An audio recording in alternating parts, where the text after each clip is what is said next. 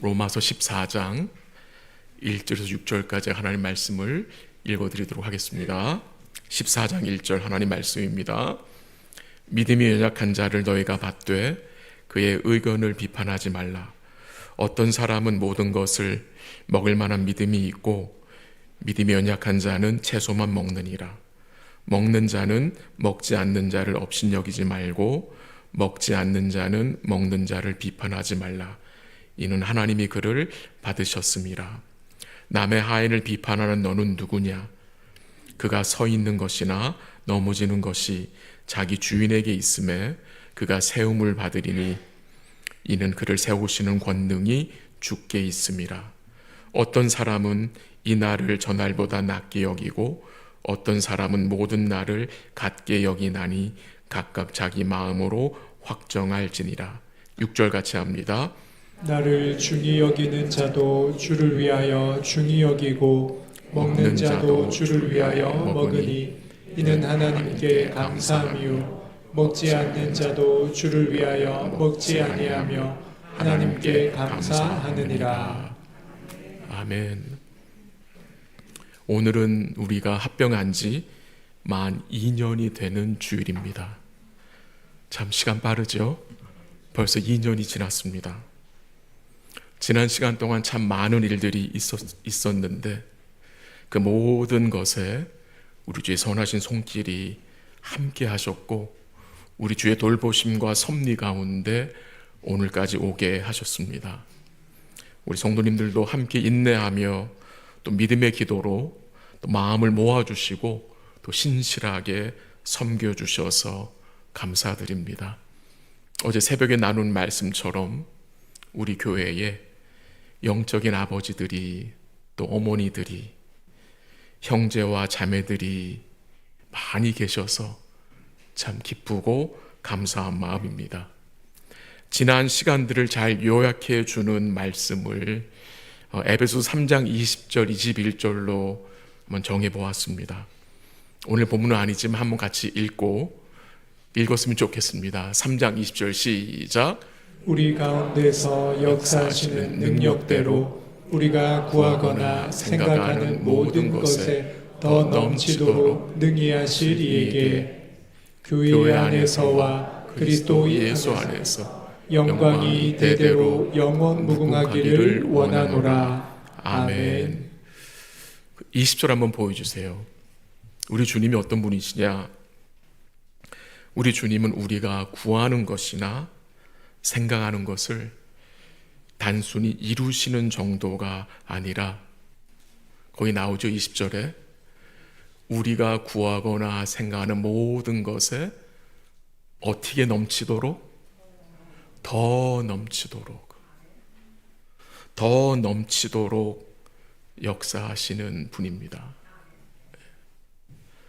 우리 교회 EM 또 우리 교육부 또 KM까지 우리 교회에 있는 모든 부서들, 기관들 가운데 주의 은혜의 손길이 더 넘치도록 함께 하셨음을 믿고 우리 주님께 모든 영광과 찬송을 올려드립니다. 우리 한번 감사한 마음으로 주께 감사의 박수를 했으면 좋겠습니다. 네, 감사합니다. 지난 시간을 우리가 잠시 돌아보며 주께 감사하고 또 주께서 앞으로 행하실 은혜의 역사를 믿음으로 기대하며 우리 함께 나아갈 수 있기를 바랍니다. 우리 하나님의 이 은혜의 역사, 이 복음의 능력은 교회를 통해서 계속해서 나타날 것입니다.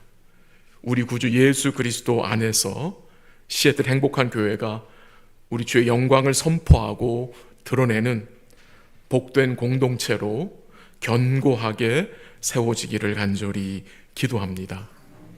오늘은 로마서 마지막 시간입니다. 이제 이번 주부터는 스가랴서를 보도록 하겠는데요. 이 오늘 마지막 로마서 시간에 14장을 보는데 바울은 로마서에서 하나님의 복음을 아주 명확하게 선포했습니다. 구원의 도를 아주 자세하게 선포했고 이제 그 복음을 이해하고 믿는 성도들이 이제 교회 안에서 어떻게 사랑을 나누며 살아야 하는지를 14장에서 구체적으로 우리한테 우리로 배우게 합니다. 이 로마 교회 안에는 두 그룹의 성도들이 있었습니다. 유대인 그리스도인들과 이방인 그리스도인들이 있었습니다. 이 유대인 그리스도인들은 예수님을 믿으면서도 구약의 율법들을 준수한 자들입니다. 구약의 절기들을 지키고 음식법을 지키고 또 여러 가지 율례를 지킨 자들입니다. 근데 교회 안에 있던 이방인 그리스도인들은 절기를 지키지 않고 음식법도 지키지 않고 그들은 복음 안에서 자유함을 누렸습니다. 이 두 그룹은 한 교회에서 하나님을 예배하고 섬겼지만 여러 면의 다른 의견들을 가지고 있었던 것입니다. 본문 1절 한번 같이 읽어볼까요? 본문 1절 다 같이 시작. 믿음이 연약한 자를 너희가 받되 그의 의견을 비판하지 말라. 믿음이 연약한 자를 받아라. 여기서 믿음이 연약한 자는 그 14장 문맥상 예수님을 믿으면서도 율법의 구약의 율법들을 준수하는 자들입니다. 그러니까 할례를 해야 받아야 된다, 절기를 지켜야 된다, 구약의 음식법 지켜야 된다는 그런 주장을 하는 자들입니다. 그들에 대하여 뭐라고 말합니까? 그들을 받고 그들의 의견을 비판하지 말라. 이 비판하지 말라는 말씀은 단순히 입을 다물라는 말은 아닙니다. 우리가 분별해야 할 것은 분별해야 합니다. 정말 성경적이 아닌 것은, 진리를 떠난 것은 우리가 분별해서 바로 잡아야 합니다. 근데 거기에는 조심함과 지혜와 온유함이 필요합니다.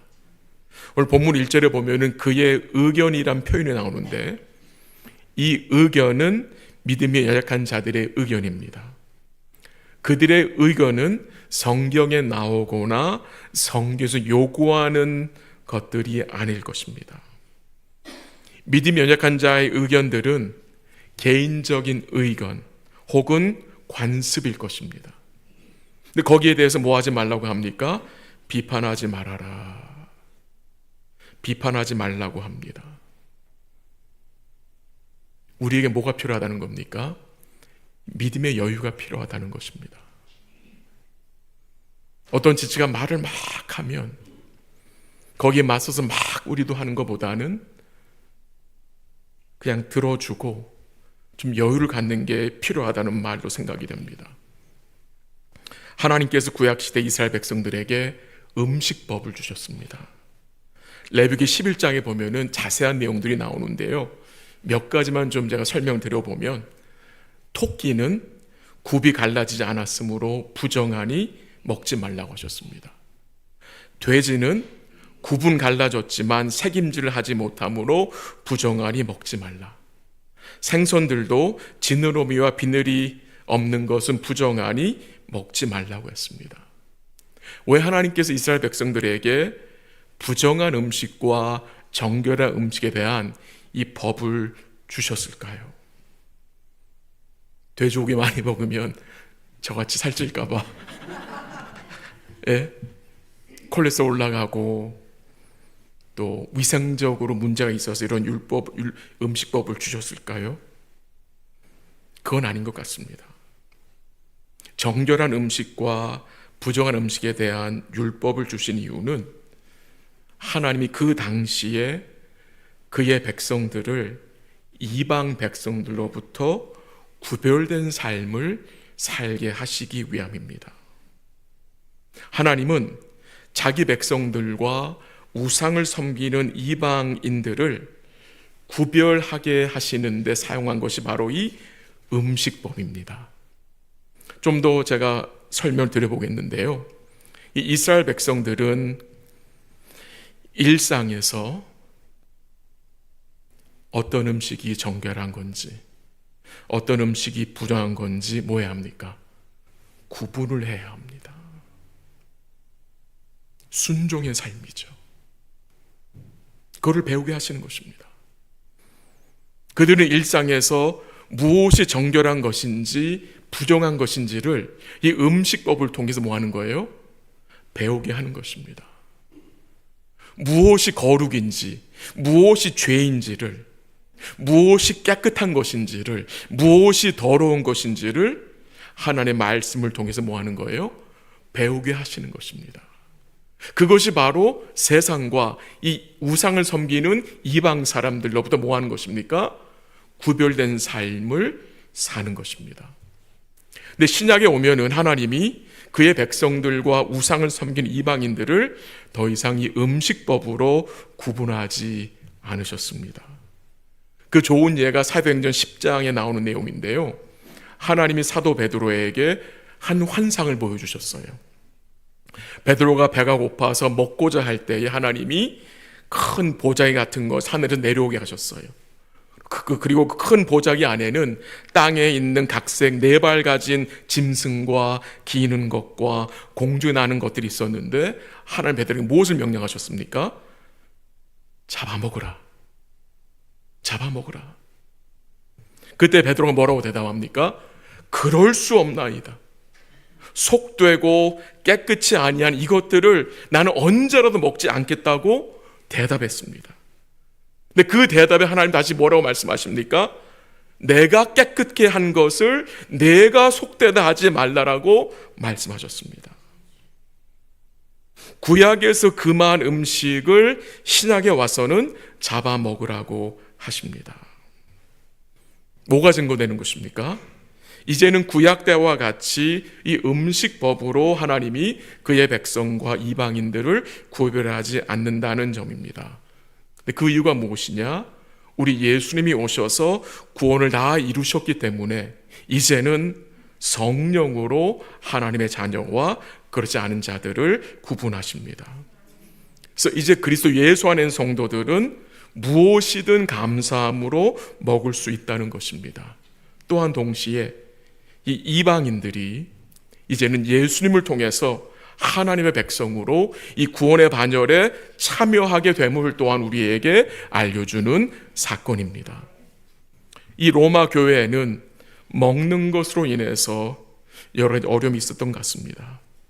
특별히 고기를 먹는 일에 대해서도 어려움이 있었던 것 같습니다. 한번 본문 2절 읽어보겠습니다. 2절 다 같이 시작. 어떤 사람은 모든 것을 먹을 만한 믿음이 있고 믿음이 연약한 자는 채소만 먹느니라. 네.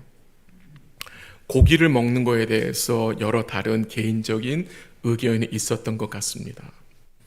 물론 교회 안에서 구약의 율법을 음식법을 지키는 자들과 지키지 않는 자들의 차이도 포함되겠지만 그 당시에 이 시장에서 파는 고기에 대한 또 다른 의견이 있었던 것 같습니다. 그 당시 시장에 나오는 고기는 우상에게 제물로 드리고 난 후에 나올 때도 있고 또 아니면 그 짐승을 잡기 전에 우상 숭배와 연관된 행위들을 하고 잡기 때문에 이 음식법을 지키던 유대인 그리스도인들 중에는 고기를 먹지 말아야 한다고 주장한 사람들이 있었던 것 같습니다. 시장하신 분들이 계실 수 있는데 자꾸 고기 이야기해서 죄송합니다. 네. 근데 이런 모든 의견에 대해서 성경이 무엇을 증거합니까? 우상에 드렸던 고기를 먹어도 되는 것입니까? 한번 우리 고린도전서 8장 4절을 가보겠습니다. 고린도전서 8장 4절 다 같이 시작. 그러므로 우상의 제물을 먹는 일에 대하여는 우리가 우상은 세상에 아무것도 아니며 또한 하나님은 한 분밖에 없는 줄 아노라. 계속해서 8절 9절 읽겠습니다. 8절 시작. 음식은 우리를 하나님 앞에 내세우지 못하나니 우리가 먹지 않는다고 해서 더 못 사는 것도 아니고 먹는다고 해서 더 잘 사는 것도 아니니라. 그런즉 너희의 자유가 믿음이 약한 자들에게 걸려 넘어지게 하는 것이 되지 않도록 조심하라. 지금 읽은 내용들을 종합해서 말씀드리면 어떠한 방법으로 고기가 시장에 나오든 그 고기는 먹어도 됩니다. 우상은 아무것도 아니기에 우상에게 드렸던 고기가 시장에 나왔을 때 거리낌 없이 먹어도 된다는 말입니다. 문제가 되지 않는다는 말입니다. 그 8절 9절의 내용을 요약을 하면 음식, 곧 우상의 제물로 드렸던 고기를 먹는 것으로 하나님과의 관계가 결정되는 것이 아닙니다. 무엇을 먹거나 안 먹는 것은 신앙의 본질이 아니라는 것입니다. 자유할 수 있다는 말이죠. 근데 조심할 것이 무엇이냐? 이 우리의 자유함이 믿음이 약한 자들을 걸려 넘어지게 하는 이 걸림돌이 되지 않도록 조심함이 요구되어야 된다는 것입니다. 또한 그 다른 한 문제는 오늘 본문에 나오는 이 날을 지키는 것입니다. 날. 한번 5절을 가실게요. 5절. 다 같이 시작. 어떤 사람은 이 날을 전날보다 낮게 여기고 어떤 사람은 모든 날을 같게 여기나니 각각 자기 마음으로 확정할지니라. 그러니까 로마 교회에 있던 유대인들은 구약의 절기들을 지켰습니다. 안식일을 또 준수했을 것입니다. 그런데 이방 그리스도인들은 절기를 지키지 않아도 된다고 생각한 것입니다. 한 교회 안에서 의견 차이가 있는 것입니다. 절기를 지켜야 하는 자들은, 지키는 자들은 지키지 않는 자들에 대하여서 너희가 말씀을 떠나 마음대로 산다고 판단했을 것이고, 또 절기를 지키지 않는 자들은 지키는 자들에게 당신들이 복음의 성취를 잘 모른다고 업신 여길 수 있었을 것입니다. 굉장히 혼란스러울 것 같아요. 그런 상황 속에 새로운 성도들이 교회에 오면 얼마나 힘들었겠습니까? 오늘 본문에서는 누가 더 낫다, 누가 더 잘못했다, 못하다라는 평가가 나오지 않습니다. 3절 마지막에 보면은요, 한번 3절 읽어볼까요? 3절 제가 읽어드릴게요. 3절 먹는 자는 먹지 않는 자를 업신 여기지 말고 먹지 않는 자는 먹는 자를 비판하지 말라. 이는 하나님이 그를 받으셨습니다. 무엇이 중요한 것입니까? 먹고 안 먹고 절기를 지켜 안 지켜 그거보다 정말 중요한 것이 무엇이냐? 하나님이 이 음식법을 지키는 자나 지키지 않는 자를 다 하나님 뭐 하셨다는 말입니까? 받으셨다는 말입니다. 받으셨다는 말입니다. 우리들은 어떤 사람의 부족함을 보면 그를 교정시켜주고 싶은 마음이 들 때가 있습니다. 물론 때론 그것이 필요하죠. 우리 공동체 안에서 그게 필요합니다. 근데 우리가 무엇을 놓치지 말아야 되느냐? 주인 되신 주님이 우리를 사랑으로 받으셨다는 것을 기억해야 하고요. 우리와 함께한 지체들이 주의 종이라는 것을, 함께한 지체들의 주인이 주님이라는 것을 꼭 우리는 기억해야 합니다. 한번 4절 읽어볼까요? 4절, 본문 4절 다 같이 시작. 남의 하인을 비판하는 너는 누구냐? 그가 서 있는 것이나 넘어지는 것이 자기 주인에게 있음에 그가 세움을 받았으니 이는 그를 세우시는 권능이 주께 있음이라. 아멘. 우리 모두에게는 주인이 있습니다. 주인이 있을 마지막에 뭐라고 했습니까? 권능이 주께 있다고 했습니다. 함께한 지체를 주의 종으로 여기셔야 합니다. 그리고 판단은 그 종의 주인이신 주님의 몫입니다. 함께한 지체를 못마땅하게 여기는 것은 결국 그의 주인을 못마땅하게 여기는 것입니다. 다른 지체를 대하는 태도가 결국 그 지체의 주인을 대하는 태도일 수 있다는 말입니다. 우리 주인은 어떤 분입니까? 부족한 종들을 다시 세우실 수 있는 은혜의 주인이십니다. 우리가 얼마나 많이 넘어졌던 자들입니까? 우리는 수없이 넘어졌던 자들입니다. 근데 우리의 은혜의 주인이신 주님이 넘어질 때마다 어떻게 하셨어요? 다시 일으켜 세워주셨습니다. 다시 세워주셨습니다.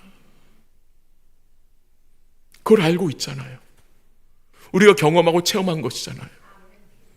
그래서 가장 중요한 것은 다른 지체에 대하여서 어떻게 해야 합니까? 비판이나 판단보다는 그 지체를 그의 주인에게 뭐합니까? 맡겨주시기 바랍니다. 위에서 기도해 주시는 것이 가장 좋은 것 같습니다. 함께 우리 골로새서 2장 16절 17절 읽어보겠습니다. 골로새서 2장 16절 17절 다 같이 시작. 그러므로 먹고 마시는 것과 절기나 초하루나 안식일을 이유로 누구든지 너희를 비판하지 못하게 하라. 이것들은 장래일의 그림자이나 몸은 그리스도의 것이니라. 아멘. 그 16절에 보면은 어떤 내용이 나옵니까? 16절 한번 올려주세요. 먹고 마시는 거, 음식법이죠. 절기나 초하루나 안식일을 이유로 누군지 너희를 뭐하지 못하게 하라? 비판하지 못하게 하라. 엄밀히 말하면 구약의 음식법 그리고 절기는 이제 더 이상 지키지 않아도 됩니다. 그 모든 법과 절기들이 예표하는 그 구원의 현실을 이미 예수님께서 온전히 이루셨기 때문입니다. 골로새 2장 17절 한번 다시 올려주세요. 거기 나오죠. 이것들 16절에서 언급한 음식법, 절기들은 뭐라는 거예요? 그림자래요. 그림자. 장래일의 그림자라고 말합니다. 그 장래일이 무엇입니까? 예수님이 오셔서 이루실 구원을 그 옛적에 그림자식으로 일시적으로 예표한 거라는 것입니다. 그래서 예수님이 오셔서 구원을 이루신 후에는 더 이상 구약의 그림자적인 절기들은 지키지 않아도 된다는 것입니다. 그 절기들을 알아야 합니다. 그 절기들이 무엇을 예표하는지, 무엇에 대한 그림자인지를 알아야 합니다. 근데 더 이상 지키지 않아도 된다는 말입니다. 이제 성도들이 지켜야 할 절기는 무엇입니까? 주일입니다. 주일을 지키는 것입니다. 주일 예배를 통해서 예수님이 이루신 구원과 천국을 증거하며 선포하며 기뻐하며 소망하는 것입니다. 그래서 우리 모인 거 아니겠습니까? 중요한 것은 이 곡이 먹어도 돼? 안 돼? 그게 아니에요.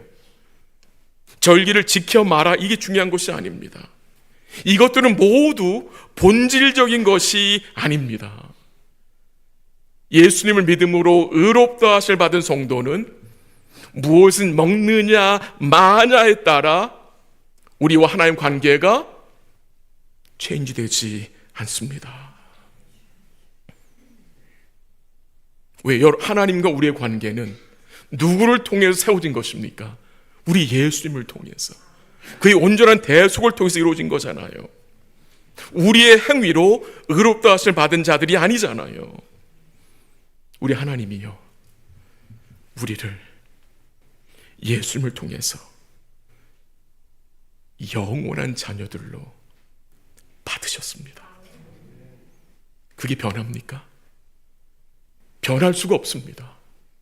왜? 누구를 통해서 이루어진 거기 때문에, 우리 예수 그리스도의 온전한 순종과 대속의 은혜를 통해서 이루어진 거기 때문에 이것은 결코 변할 수 없는 것입니다. 그러므로 교회 안에서 이거 먹어도 돼, 안 돼, 이런 일로 인하여서 서로 다투지 말라는 말입니다. 서로 손가락질하고 서로를 업신여기지 말라는 말입니다. 믿음이 약한 자들의 의견을 비판하지 말고 그냥 이해해 주라는 것입니다. 이 믿음이 연약한 자들, 1절에 나온 믿음이 연약한 자들은 고기를 먹지 못하는 자들입니다. 율법의 구약이 절기 때문에 구약의 음식품 때문에 고기를 먹지 못하는 자들입니다. 근데 그들에 대해서 주님 뭐라고 말씀하셨어요?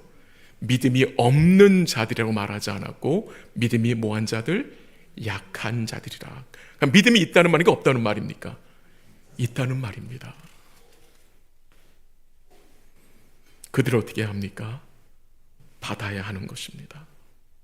한번 우리 로마서 15장 7절 읽어볼까요? 로마서 15장 7절 같이 읽습니다. 시작. 그러므로 그리스도께서 우리를 받아 하나님께 영광을 돌리심과 같이 너희도 서로 받으라. 참 복된 말씀입니다. 그리스도께서 우리를 받으셨어요. 그럼 우리가 어떻게 합니까?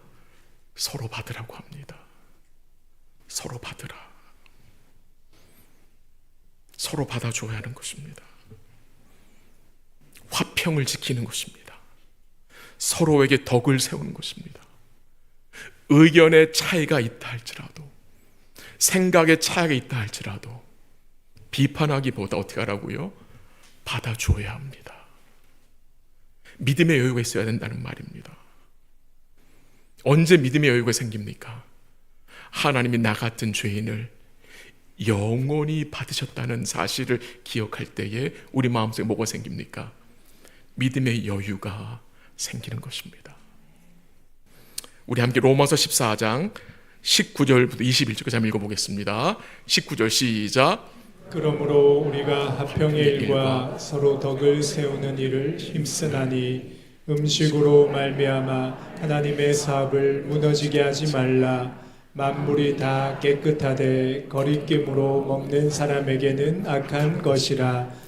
고기도 먹지 아니하고 포도주도 마시지 아니하고 무엇이든지 내 형제로 거리끼게 하는 일을 아니함이 아름다우니라. 아멘. 저는 이 말씀이 우리 성도들과 제가 취해야 할 믿음의 마음가짐이라고 생각합니다. 먹는 것을 아는 사람을 비판하거나 업신여기는 것이 아니라 서로 돌아보고 하나됨을 지키고 다른 성도들의 유익을 위하여서 사는 것입니다. 21절 한번 보세요. 무엇이 아름답다고 합니까? 다른 형제들로 거리끼게 하지 않는 것이 아름다운 것이라고 했습니다. 즉 교회 공동체를 생각해야 합니다. 교회 공동체의 유익을 생각하는 자가 어떤 자입니까? 믿음이 성숙한 자입니다. 믿음이 강한 자입니다. 왜 그래야 합니까? 우리는 혼자서 신앙생활하는 자들이 아닙니다.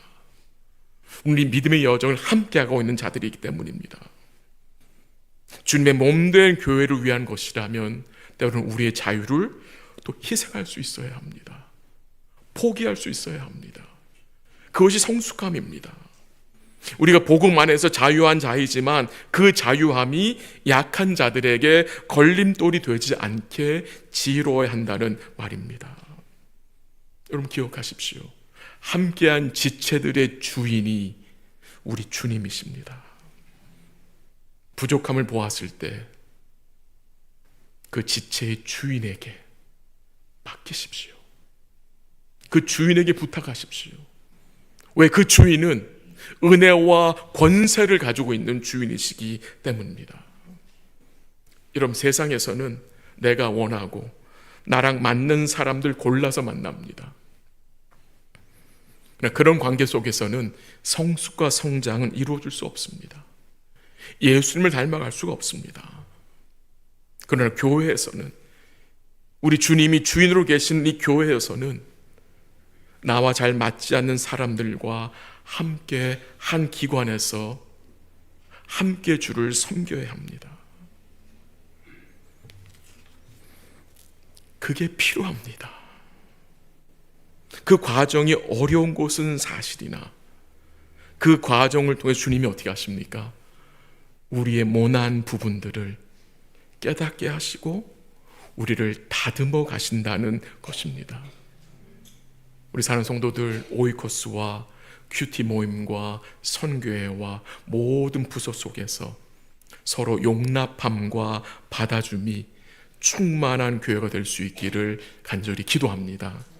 마지막으로 6절 읽겠습니다. 6절 같이 읽습니다. 시작. 나를 중히 여기는 자도 주를 위하여 중히 여기고 먹는 자도 주를 위하여 먹으니 이는 하나님께 감사함이요 먹지 않는 자도 주를 위하여 먹지 아니하며 하나님께 감사하느니라. 아멘. 그 6절에서 강조되는 내용이 무엇입니까? 반복되는 내용이 무엇입니까? 주를 위하여입니다. 그래서 오늘 설교 제목을 주를 위하여로 제가 정했는데요. 주를 위하여. 나를 중히 여기는 자도 주를 위하여, 먹는 자도 주를 위하여, 먹지 아니함도 주를 위하여. 왜 여러분과 제가 주를 위하여 살아야 되는 것입니까? 왜 그렇게 살아야 하는, 나를 위해 살면 안 되는 것입니까? 왜 주를 위해 살아야 합니까? 주를 위한 삶이 결국 나를 위한 삶이 되는 것입니다. 왜 주를 위해 살아야 되느냐? 우리 주님이 우리를 위해서 이 땅에 오셨고, 그 주님이 우리를 위해서 온전히 순종하셨고, 그 주님이 우리를 위하여서 고난받으시고 죽으시고 부활하셨기 때문에 그 은혜를 알고 믿는 성도는 주를 위해 사는 것입니다. 우리 사는 성도들과 제가 주를 위해 사는 자로 하나님 영광 돌리는, 감사하는 복된 한 주간이 될 수 있기를 간절히 기도합니다. 먹어도 주를 위하여 먹고, 살아도 주를 위하여 살고, 죽어도 주를 사는, 죽는 복된 삶이 되시기를 기도하고, 이런 복된 마음이, 주를 위한 마음이 우리 마음속에, 우리 성도들 마음속에 더욱 충만하시기를